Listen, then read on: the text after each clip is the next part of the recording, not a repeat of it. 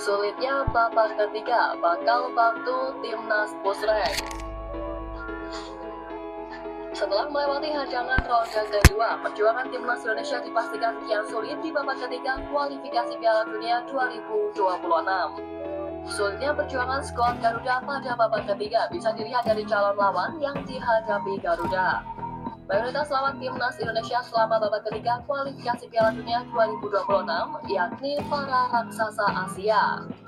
Negara superior seperti Jepang, Iran, Korea Selatan hingga Australia dipastikan akan menjadi salah satu lawan tanding timnas Indonesia di fase grup. Negara lain seperti Uzbekistan, Qatar, Arab Saudi hingga Yordania yang kian berkembang juga menjadi calon lawan kuat dari Garuda nantinya.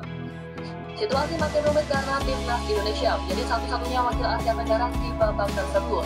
Ditambah Thailand dan Vietnam yang sebelumnya pernah menjadi wakil Asia Tenggara yang bertarung di babak tersebut selalu babak belur. Melihat rapor buruk yang ditorehkan Thailand dan Vietnam, skuad Garuda seakan diuji nyalinya untuk mendapatkan hasil lebih baik dari rivalnya itu.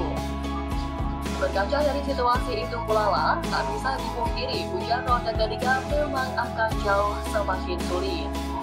Terlepas dari itu, ada sebuah hikmah di balik kelolosan timnas Indonesia di babak ketiga kualifikasi. Salah satu di antaranya adalah kelolosan ke ronde ketiga menjadi kesempatan timnas Indonesia untuk push rank.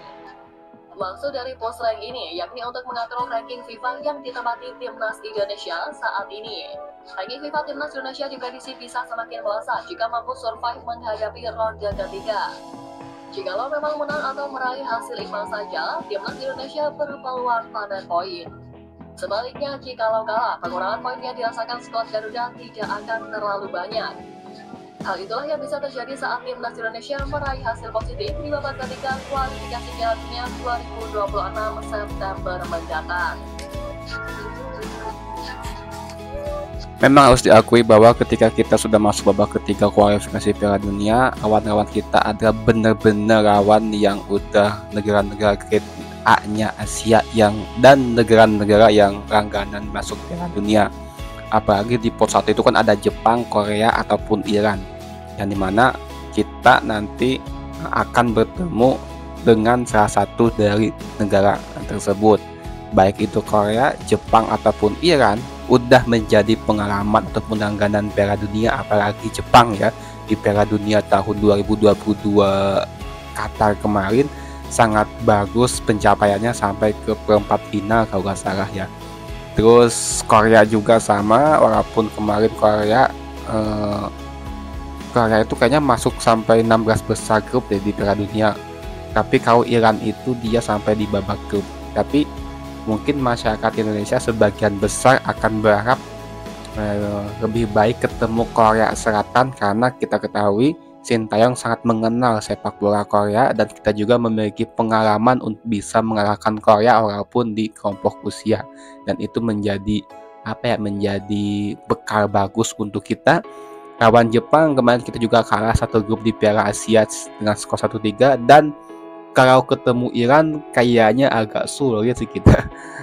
Makanya lebih baik mudah-mudahan tidak ketemu Iran, dan di babak kualifikasi Piala Dunia ini kadang-kadang lucknya itu sangat benar-benar harus kita dapatkan juga di drawing ya. Mudah-mudahan kita dapat drawing yang sangat tidak terlalu memberatkan kita, walaupun emang Sintayong sendiri menganggap bahwa dia mengincar di 4 besar.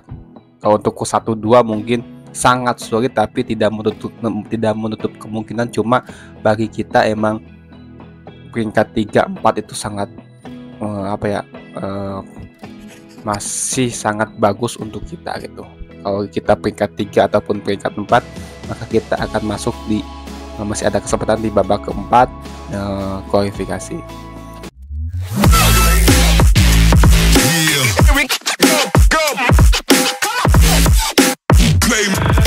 Terima kasih sudah klik video ini. Tapi jangan lupa guys, klik tombol subscribe, karena subscribe itu gratis. Dengan subscribe kamu support channel ini terus untuk upload hampir setiap hari. Ingat, subscribe itu gratis.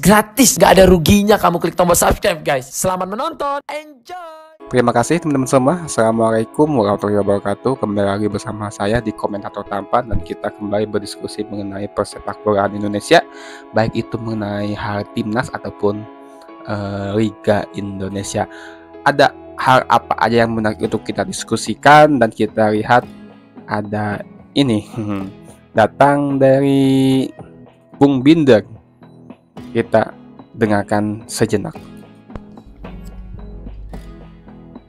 Di DPR sempat ada kritikan dari salah satu legislator kita yang mengatakan jangan banyak pakai naturalisasi. 60% harus lokal katanya. Tanggapannya, Bu Minas? Saya justru inginnya angka 6 itu dibalikin ke 9. Saya inginnya 90% pemain nasional. Tapi apakah timnas kita akan bermain serapi ini? Dengan 90% atau mungkin 100% pemain nasional? Ya kan? Ini kembali lagi kepada federasi dan juga kepada Sintayong. Kalau mau pakai 90% atau 100% pemain nasional, saya pikir bisa saja, kenapa gak bisa? Tapi seperti apa permainan dari timnas kita? Ya kan? Sebelumnya kita bisa lolos ke Piala Asia pada tahun 96 dengan full pemain nasional. Betul kan? Tapi itu kan generasi pemain yang berbeda. Sekarang generasi pemain ini kan beda lagi kan? Jadi kalau ada yang mau 60%, saya tambahin. Jangankan 60%, ayo 90% sampai 100%. Kita pakai semua pemain nasional. Tapinya, jangan lupa tapinya. Bisa gak main seperti ini? Bisa gak Piala Asia U23 lalu lolos sampai semifinal? Ya kan? Yang namanya keinginan kan kita semua punya keinginan. Ada juga mungkin yang punya keinginan 100% pemain diaspora. Kan bisa saja ada yang punya keinginan seperti itu. Tapi kita harus lihat realita. Orang dengan komposisi sekarang sudah bagus kok timnas kita, apa kita mau kembali ke setelan pabrik? Ya kan? Kalau mau 90% atau 100% atau 60% pemain nasional, ya tanggung jawab juga dong sekalian. Apa yang harus dilakukan? Bener banyak. Kalau misalkan 90% pemain lokal kita yang jadi starting line up itu, apa yang harus dilakukan? Liga kita punya nggak materi pemainnya untuk bersaing di level Asia? Untuk punya materi itu? Ya, untuk punya materi itu artinya liga kita harus kompetitif. Ya kan? Sekarang kalau kita lihat di liga kita, jumlah pemain asingnya juga kan banyak. Iya, dengan ya ditambah jadi 8 kan? Nah, akan bertambah, tapi kan tidak semuanya bisa bermain. Tidak semuanya bisa bermain. Kalau nggak salah 6 ya, kalau salah. 6 yang bermain. 5+1 ya. Iya, 5+1 ya. Ini kan pemain asingnya juga banyak. Ya kan? Kemudian pemain lokal yang bermain juga, berapa banyak sih yang bisa menjadi top skor dalam 5 musim terakhir? Coba berapa? Kita nggak punya striker yang haus gol. Kayaknya terakhir Boas ya. Ini ya Bung Binder merespon apa yang sempat beredar oleh Putra Nababan di rapat DPR beberapa mungkin 1 pekan ke belakang, minta 60% diisi oleh pemain lokal dalam satu tim di lapangan. Ya walaupun nggak mungkin juga sih ya, Sintayong nggak sebodoh itu. Kalau sumpama 60% pakai pemain lokal di babak kualifikasi Piala Dunia babak ketiga, ya wes kita gak akan dapat poin sama sekali. Babak belur yang ada oleh diinjak-injak sama negara lain. Tapi ya kembali lagi, jangankan 60%, 100% kalau sumpama kualitas pemain liga kita bagus, sangat luar biasa di atas pemain naturalisasi, ya pasti Sintayong juga akan memasukkan pemain tersebut dalam starting line up-nya. Contohnya Rizky Ridho, walaupun dia pemain lokal, dia mampu bersaing dengan Jay Ijes, Jordi Amat, mungkin akan Bagot, Justin Hadner, atau mungkin juga Hernando Ari. Ya mas sejauh ini sih di posisi kiper tidak ada pemain diaspora, tapi kan itu menjadi pemain kepercayaan Sintayong juga. Ataupun mungkin juga ada Asnawi Mangku Alam, dia dimainkan juga di kemarin sebagai kapten juga, mampu bersaing dengan pemain seperti Sandy Walsh ataupun Sen Patinama ataupun mungkin Nathan Marcelino Ferdinand. Ya walaupun up and down ya penampilan dia, tapi dia selalu menjadikan pemain utama Sintayong. Siapapun dimanapun kelompok usia bermain di timnas senior ataupun di timnas kelompok usia, dia selalu menjadi pilihan utama Sintayong. Kemarin juga diduetkan dengan lini tengah, ada Nathan, mungkin Irfan Cener ataupun Tom Haye. Sangat luar biasa. Emang di depan kita belum ada pemain lokal kita yang mampu bersaing. Adanya mungkin Dimas Derajat, Malik Rizaldi ataupun Ramadan Sananta emang belum mampu untuk memikat hati Sintayong untuk memilih mereka menjadi starting line up. Dan ini memang sangat menarik untuk didiskusikan sih.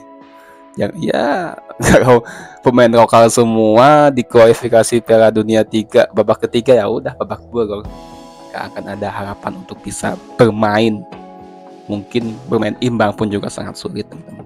My dream play outside Indonesia. Yes, you know this moment is still very difficult because I have good salary in Makassar. Yeah. And then I have tawaran dari Korea, very small money, 3 kali lipat dari yang saya dapat di Makassar. Oh, this is very difficult because my mother and my father say don't go. Okay. Very small money. Yeah. And I say no, I don't want to go. This is my time for experience. Yeah, for experience. Mungkin teman-teman semua, ini ada hal yang menarik dari Asnawi Mangku Arab ketika bercerita dengan Makruk di sosial medianya, platform Makruk di YouTube. Dia mengungkapkan alasan kenapa dia berangkat ataupun pergi ke Korea untuk berdiaspora, walaupun emang pada waktu itu gajinya dia jauh 3 kali lipat besar di PSM. Tapi dia ingin memiliki pengalaman dan itu membentuk mental dan stamina-nya Asnawi selama sampai saat ini. Walaupun emang orang tuanya melarang karena gajinya lebih kecil, tapi dia tetap berangkat, dan ini hal yang harus ditiru oleh pemain-pemain kita yang lain. Harus mampu berdiaspora, jangan merasa aman, nyaman, zona nyaman di Liga Indonesia walaupun gaji sangat besar, tapi pengalaman itu akan membentuk ke depannya. Tapi sekarang Asnawi juga kan, Asnawi saat ini bermain di Liga Thailand ya bersama Port FC. Tetap mendapatkan menit bermain juga sih.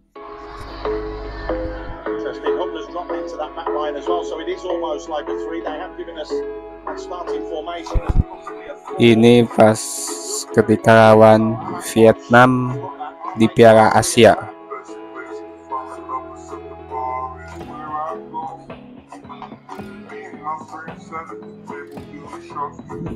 Rumput lapangan yang bagus dan rata membuat aliran bola pemain timnas Indonesia menjadi lancar. Benar sih, ketika kita bermain di Piala Asia Qatar ya teman-teman semua, nggak jarang sekali ada kesalahan passing gitu ya, enak. Pas ketika bermain di Jakarta, wah nggak enak dilihat ya, kadang-kadang rumputnya sangat mempengaruhi ya. Oh,